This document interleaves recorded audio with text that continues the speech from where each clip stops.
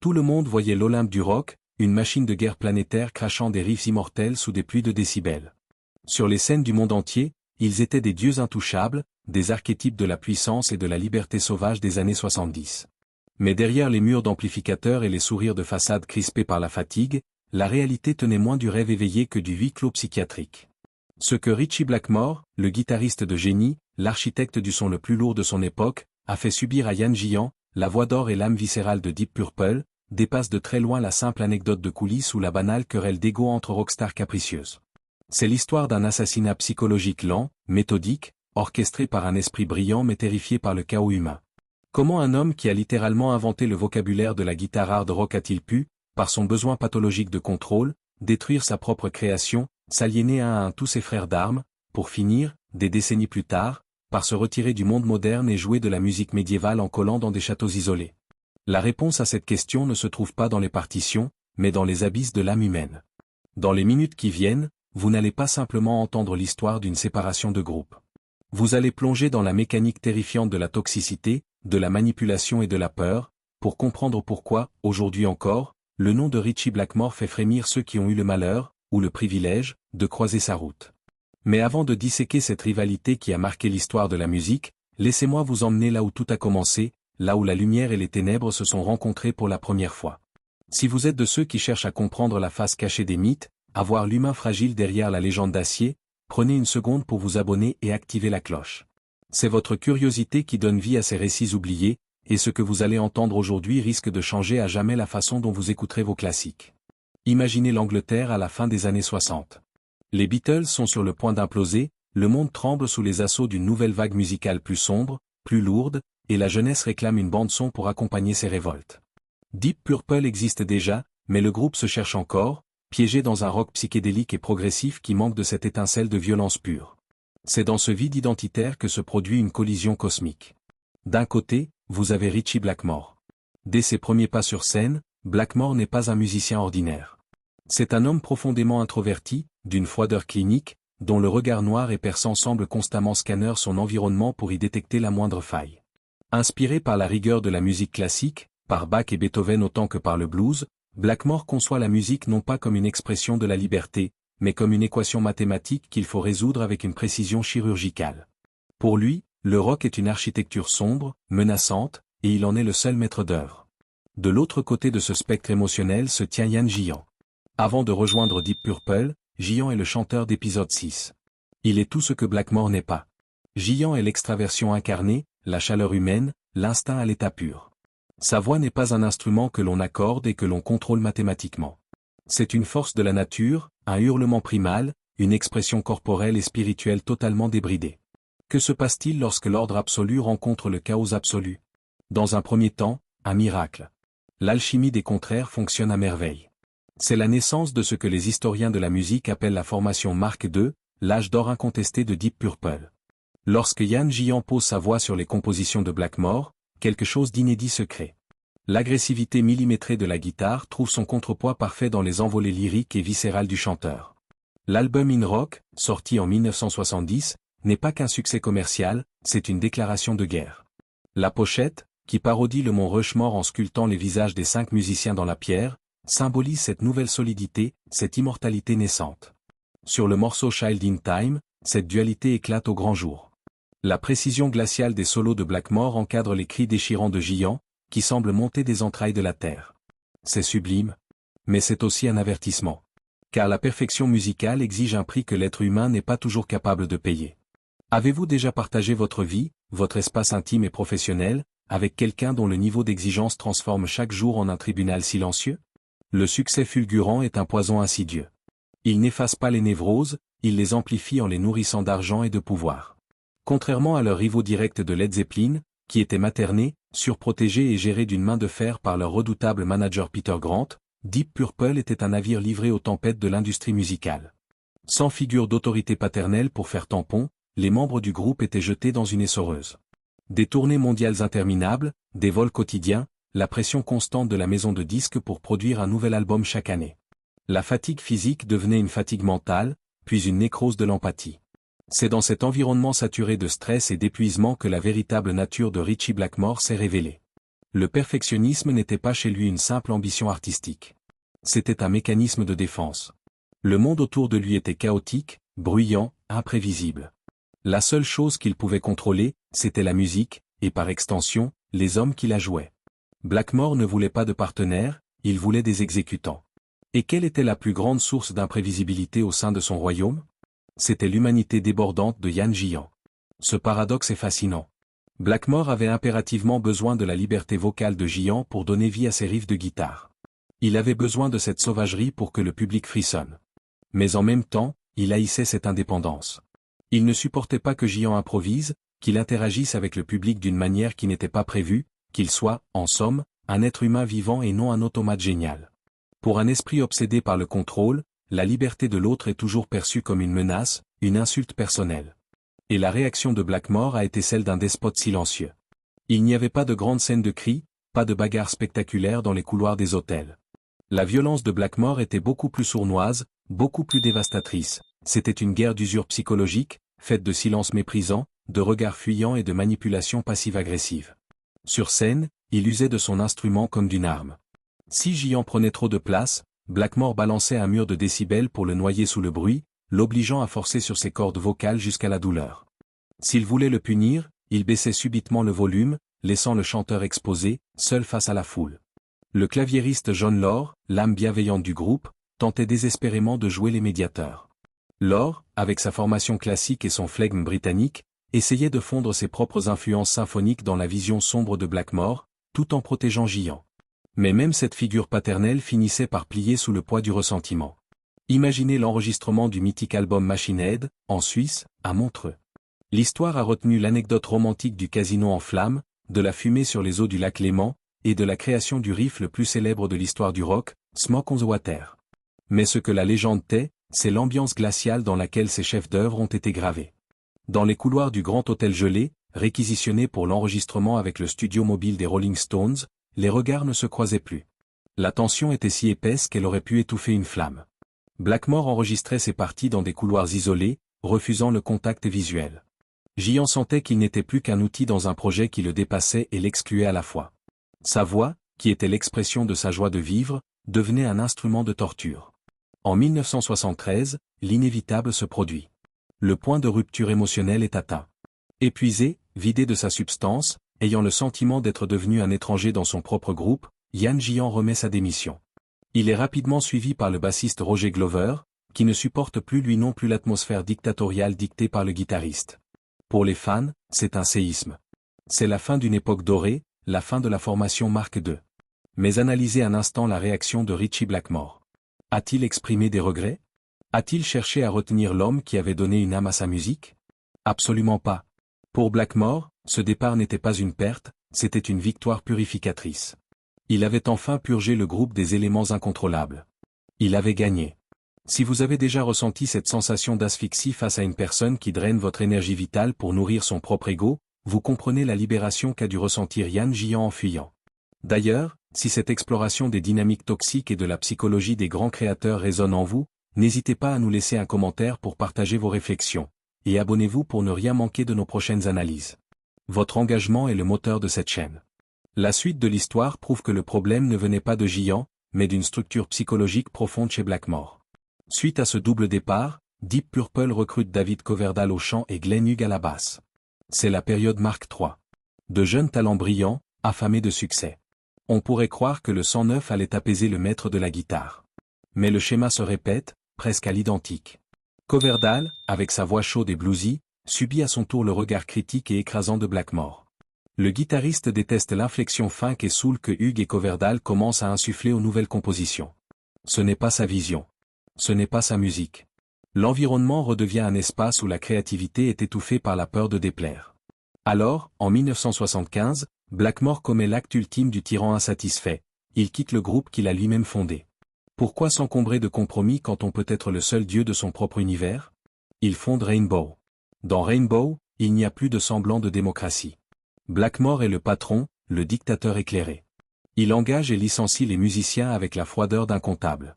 Il recrute Ronnie James Dio, un chanteur exceptionnel, mais finit par s'en séparer dès que ses envies musicales divergent, cherchant un son plus commercial, plus calibré pour la radio. Blackmore est en quête perpétuelle d'une utopie, un groupe parfaitement soumis, capable d'exécuter sa pensée sans la moindre interférence humaine. Une quête tragique et vaine, car la musique rock, par essence, se nourrit de l'accident, de la friction, de l'imperfection partagée. Pendant ce temps, Yan Jian tente de se reconstruire. Il lance sa carrière solo, explore d'autres horizons, pense et plaît. Le temps passe, les années 80 s'installent, modifiant le paysage musical. Et puis, en 1984, l'industrie du disque réalise le rêve de millions de nostalgiques, la réformation de la formation Mark II. Blackmore, Jian, Lore, Pes, Glover. L'album Perfect Stranger sort, et c'est un triomphe absolu. Les stades sont pleins, les comptes en banque se remplissent, les sourires sur les photos promotionnelles sont immenses. Mais posez-vous la question, pourquoi les victimes retournent-elles parfois vers ceux qui les ont brisées? Souvent, c'est l'illusion que le temps a changé l'autre, ou que la maturité permettra de gérer ce qui était autrefois insurmontable. C'est une erreur fatale. Très vite, le vernis craque. Les démons n'ont pas disparu, ils ont simplement vieilli, devenant plus cyniques, plus tranchants. Blackmore revient dans Deep Purple non pas comme un membre d'un groupe, mais comme le vainqueur d'une guerre d'usure. Fort de son succès avec Rainbow, il exige des parts financières supérieures, un contrôle total sur la direction artistique, et impose même son propre manager à l'ensemble du groupe. Le message est clair, vous n'êtes pas mes égaux, vous êtes mes employés. Yan Jian, qui a gagné en confiance et en indépendance durant sa décennie d'absence, refuse catégoriquement cette soumission. La guerre froide reprend, plus glaciale que jamais. Les deux hommes ne se parlent plus. Ils voyagent dans des véhicules séparés, dorment dans des hôtels différents, s'évitent dans les couloirs des stades. La musique, qui devrait être le trait d'union, devient le champ de bataille. En 1989, la paranoïa de Blackmore atteint son paroxysme. Dans un coup d'état digne des pires intrigues de cour, il parvient à convaincre les autres membres, épuisés et terrorisés à l'idée de perdre leur guitariste vedette, de virer Yan Jian une seconde fois. L'excuse officielle? Des problèmes d'alcoolisme et de comportement affectant les performances. La vérité officieuse? Jian refusait de plier le genou. Pour humilier le chanteur jusqu'au bout, Blackmore impose son remplaçant, Joe Lynn Turner, l'ancien chanteur de Rainbow, un homme qu'il sait malléable, docile. L'album qui en résulte, Slave and Master, est aujourd'hui encore considéré par les puristes comme une erreur historique, une parodie de Deep Purple, un album où l'ego a définitivement remplacé l'âme. Mais l'industrie musicale a ses propres règles, dictées par le marché.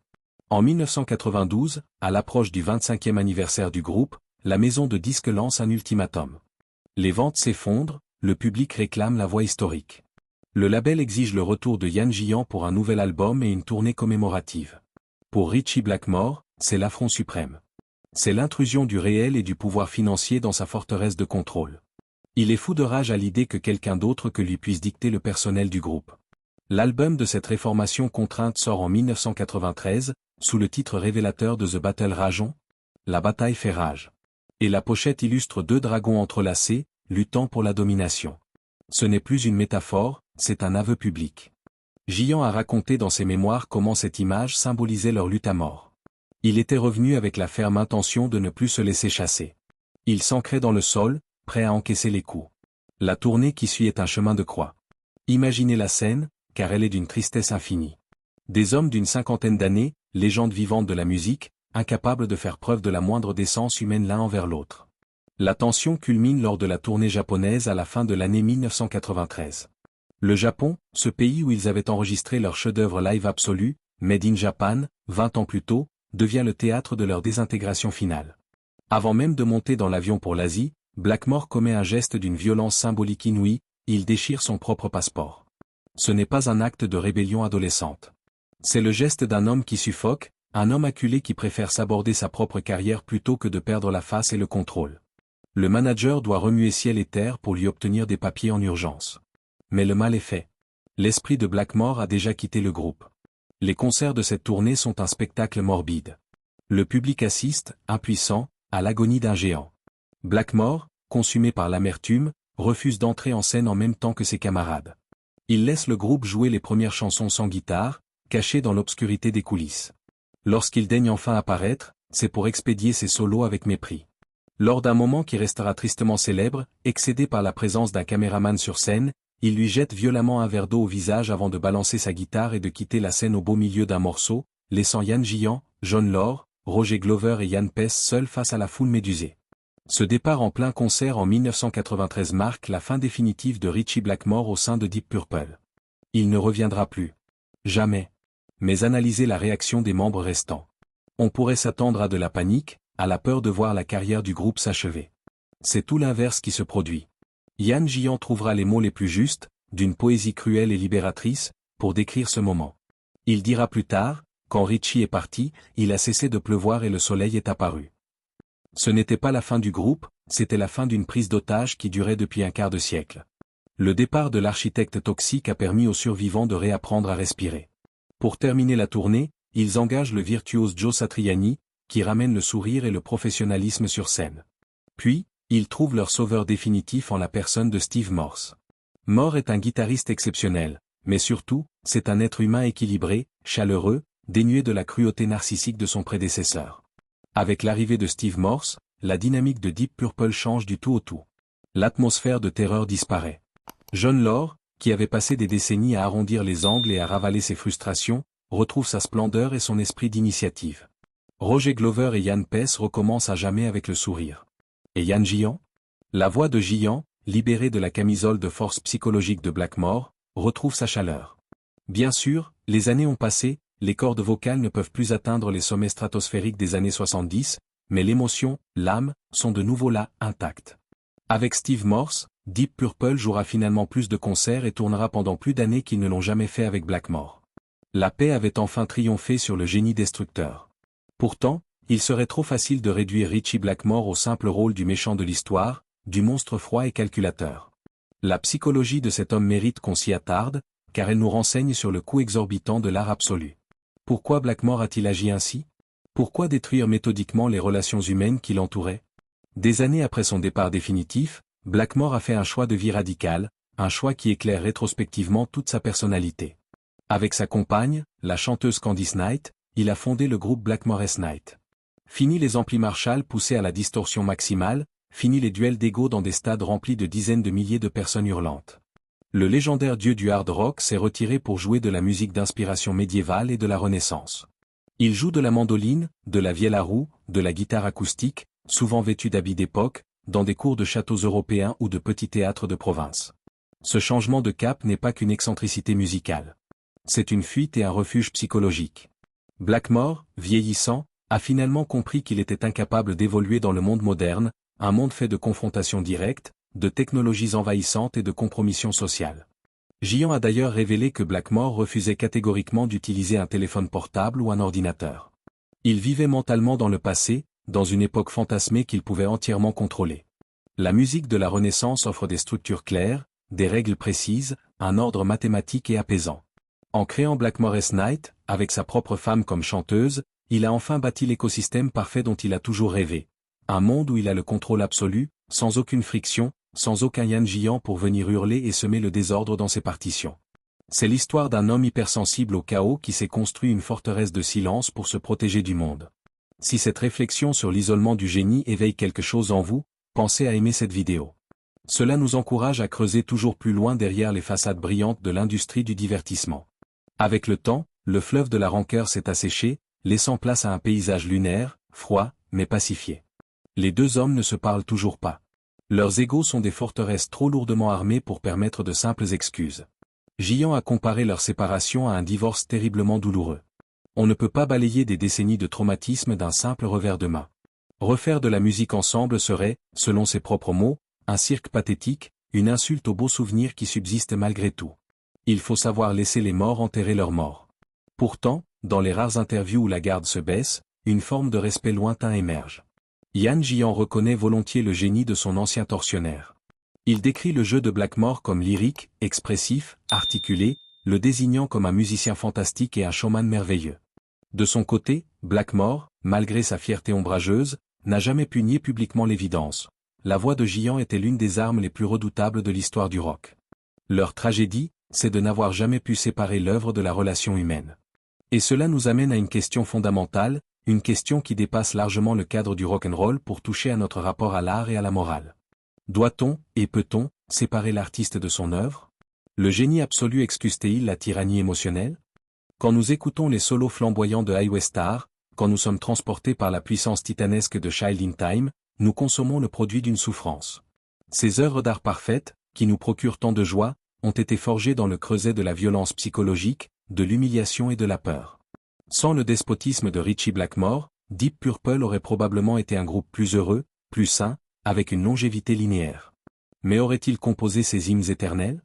La friction constante, la haine sourde entre Blackmore et J.en n'était-elle pas, ironiquement, le véritable moteur de leur créativité? C'est le paradoxe insoutenable des créateurs torturés. Nous exigeons d'eux qu'ils brûlent leur propre âme, qu'ils se déchirent entre eux pour nous ramener la lumière. Et une fois qu'ils sont consumés, nous jugeons leurs cendres. Ritchie Blackmore a fait le choix de sacrifier l'humanité de ses relations sur l'autel de la perfection sonore. Il a gagné sa place dans le panthéon de la musique, mais il l'a payé au prix d'une immense solitude, s'enfermant dans un passé mythifié parce que le présent lui était insupportable. Yann Giant, lui, a choisi la résilience, la chaleur humaine, l'imperfection joyeuse d'une carrière prolongée entourée d'amis, acceptant les failles de sa voix avec la noblesse de ceux qui ont survécu à la tempête. Lequel des deux a fait le bon choix? Est-ce l'homme qui sacrifie tout pour l'éternité de l'art, ou celui qui privilégie la chaleur éphémère de la vie? Il n'y a pas de réponse facile. Mais leur histoire restera comme l'une des leçons les plus fascinantes et les plus tragiques de l'histoire de la culture pop. La preuve éclatante que même les dieux de la musique saignent, souffrent, et se détruisent avec la même mesquinerie que le commun des mortels. Je vous invite à y réfléchir profondément. Partagez votre avis dans les commentaires. Selon vous, peut-on pardonner le comportement d'un musicien toxique si son art traverse les générations? Ou l'humain doit-il toujours primer sur la création? Votre point de vue m'intéresse énormément. Si cette descente dans la psychologie des légendes du rock a nourri votre esprit, abonnez-vous et activez les notifications. Nous avons encore tant de mythes à déconstruire, tant de silence à faire parler. Dans notre prochaine vidéo, si les cicatrices cachées de Deep Purple vous ont passionné, nous irons explorer les ténèbres souriantes de Freddie Mercury, et le prix terrifiant qu'il a dû payer pour devenir immortel. Merci de votre écoute, et à très bientôt pour une nouvelle plongée au cœur de la condition humaine.